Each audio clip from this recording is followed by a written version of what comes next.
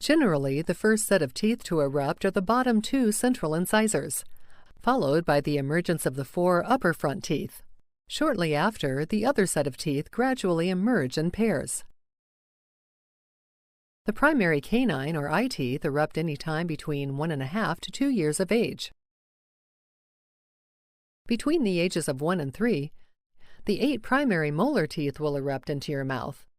By the age of 3, all 20 of your primary or baby teeth should have successfully emerged, with 10 located in the upper jaw and the other 10 in the lower jaw.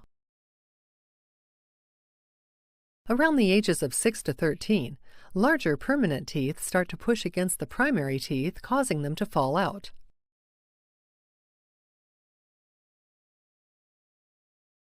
During the teen years, most will have 28 permanent or adult teeth.